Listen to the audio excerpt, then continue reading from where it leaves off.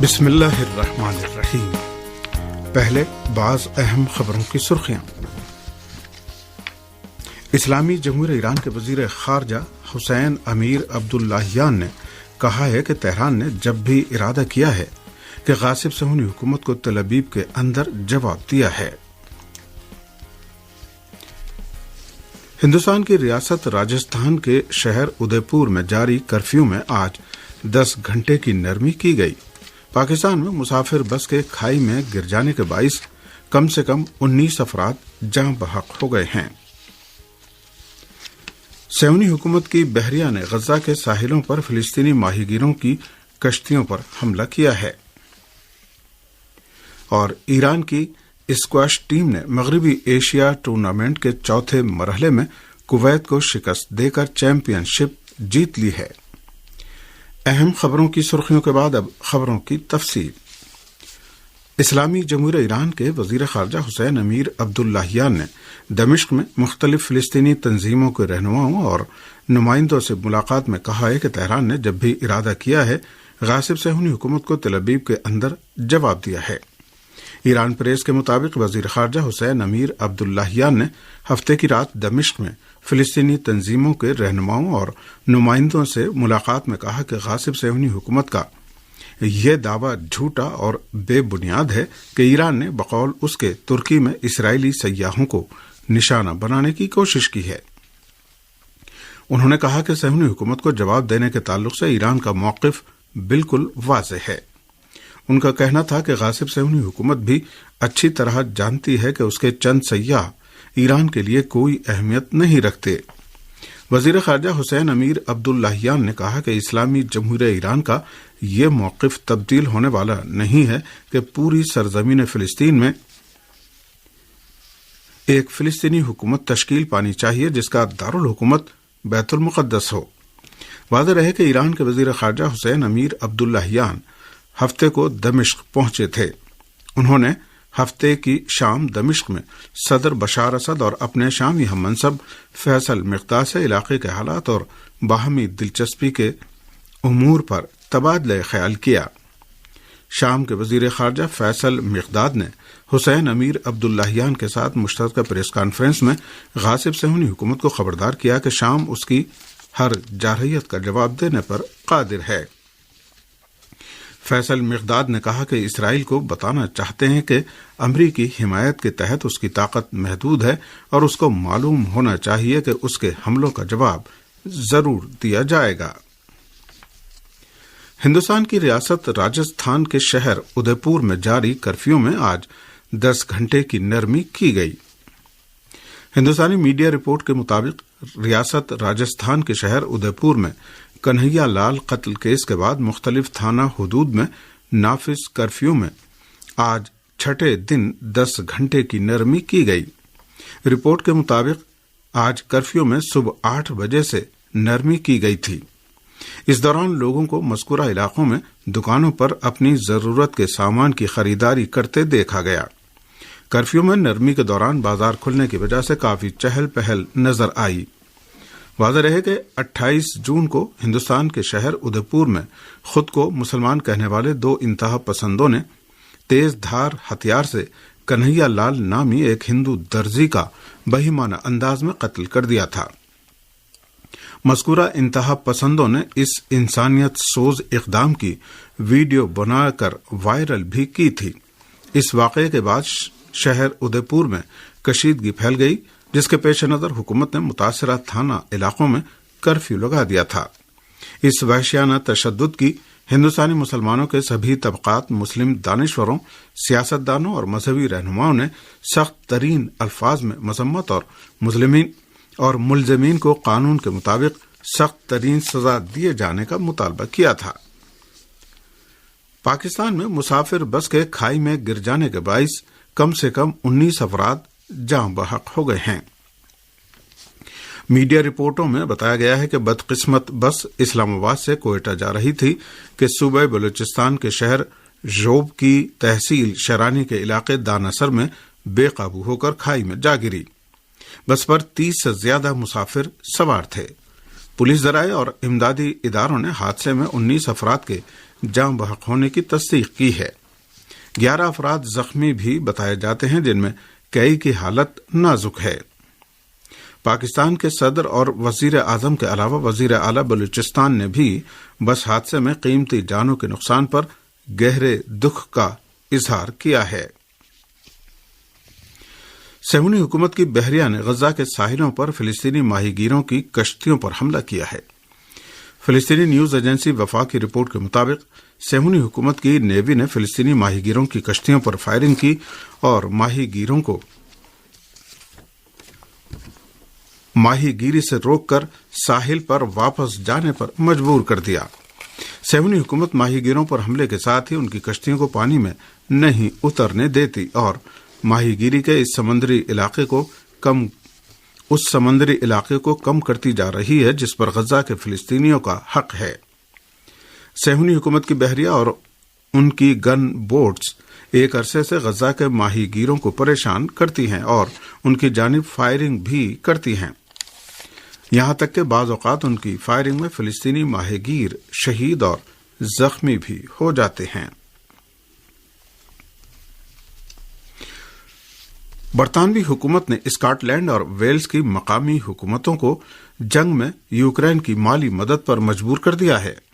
बरतानिया एक तरफ तो अमेरिका और यूरोपीय इत्तेहादियों के साथ मिलकर रूस पर दबाव बढ़ाने की कोशिश कर रहा है, तो दूसरी तरफ जंग में यूक्रेन की हमागीर हिमायत भी जारी रखी है।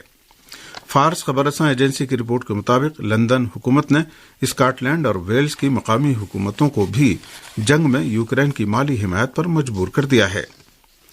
बरतानवी मीडिया जराये के हवाले से एक रिपोर्ट में बताया गया है कि बरतानवी हुकूमत ने स्कॉटलैंड और वेल्स को जंग में यूक्रेन की मदद पर ऐसी हालत पर मजबूर किया है कि दोनों मकामी हुकूमतें उससे खुश नहीं हैं।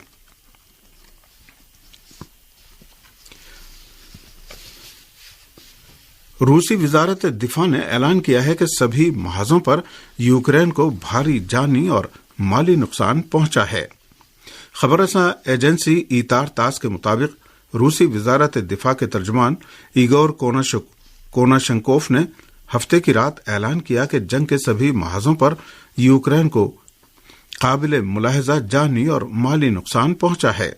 उनका कहना था कि यूक्रेनी फौज के 10वें दस्ते की 3 बटालियनें मुकम्मल तौर पर तबाह हो गईं, जबकि उसकी 72वीं मैकेनाइज्ड ब्रिगेड तकरीबन 50% फौजी ब्रिगेड के तकरीबन 50% फौजी हलाक हो गए हैं। यह ऐसी हालत में है कि रूसी हमलों में शिद्दत आने के बाद यूक्रेन के सदर व्लादिमीर ज़ेलेंस्की ने एक बार फिर अपने इत्तेहादी मुल्कों से मुतालबा किया है कि रूस के मिसाइली हमलों के मुकाबले के लिए उन्हें जल्द से जल्द फजाई दिफाई सिस्टम इरसाल किए जाएं। उन्होंने कहा है कि रूस के खिलाफ सिर्फ पाबंदियां काफी नहीं है, बल्कि यूक्रेन को इस वक्त हर महाज पर मौसर असलहे और फजाई दिफा के सिस्टम की जरूरत है। यूक्रेनी सदर ने यह मुतालबा ऐसी हालत में किया है कि उनके फौजी शहर सोरोडोनेस्क से पीछे हट गए हैं और कलीदी अहमियत के हामिल शहर लीसेचांस्क का कंट्रोल भी रूसी फौज के इख्तियार में चला गया है।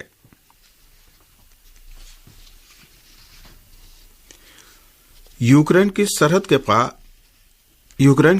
के करीब रूसी शहर बलगोड में पे दर पे धमाकों में कम से कम 3 अफराद हलाक हो गए हैं। फार्स न्यूज एजेंसी की रिपोर्ट के मुताबिक रूस के सरहदी बेलगोड के गवर्नर वियाचेस्लाव ग्लाडकोफ ने कहा है कि इस शहर में होने वाले पे दर पे धमाकों के बाद रिहायशी इमारतों में आग लग गई, जिसके नतीजे में 3 अफराद हलाक और 3 जख्मी हो गए। जख्मियों को अस्पताल पहुंचा दिया गया है।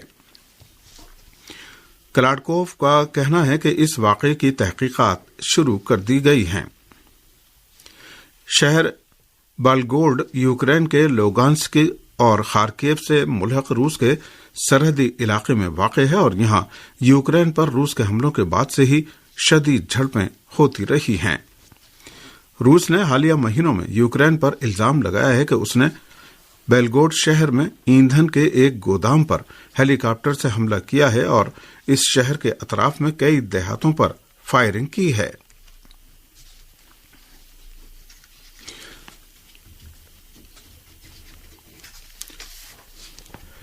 یمن کی نیشنل سالویشن حکومت کے وزیر اعظم نے کہا ہے کہ امریکی سفیر کا المہرا اور حضر موت صوبوں کا دورہ تیل کے کنووں اور بندرگاہوں پر قبضہ کرنے کے لیے انجام پایا ہے۔ سبا نیوز ایجنسی کی رپورٹ کے مطابق یمن کی نیشنل سالویشن حکومت کے وزیر اعظم عبدالعزیز بن حبتور نے آج حضرموت اور المہرا صوبوں کے گورنروں سے ملاقات میں نئی سامراجی سازشوں کا مقابلہ کرنے کے لیے ان دونوں صوبوں میں عوامی استقامت کی اہمیت پر زور دیا اور کہا کہ امریکہ کا یہ اقدام یمن کی جیو پولیٹیکل پوزیشن سے فائدہ اٹھانے اور قدرتی ذخائر پر قبضہ کرنے کے منصوبے کے تناظر میں جارحیت کی حمایت کے لیے ہے۔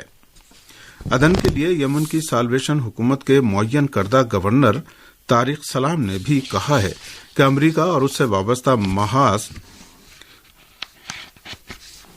کے قدرتی ذخائر پر نظریں لگائے ہوئے ہے۔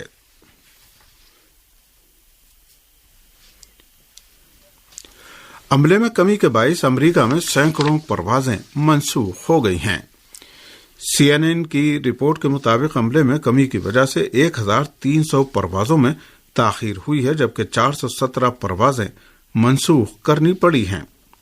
فلائٹ کے عملے میں کمی، پروازوں کی منسوخی اور موسم نے ہوائی کمپنیوں اور مسافروں کو مشکل صورتحال سے دوچار کر دیا ہے۔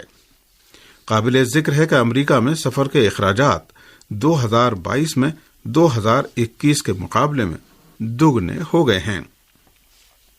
امریکہ میں ہوٹل اور پیٹرول کی قیمتوں میں 2021 کے مقابلے میں 2022 میں بالترتیب 23 اور 53% کا اضافہ ہوا ہے۔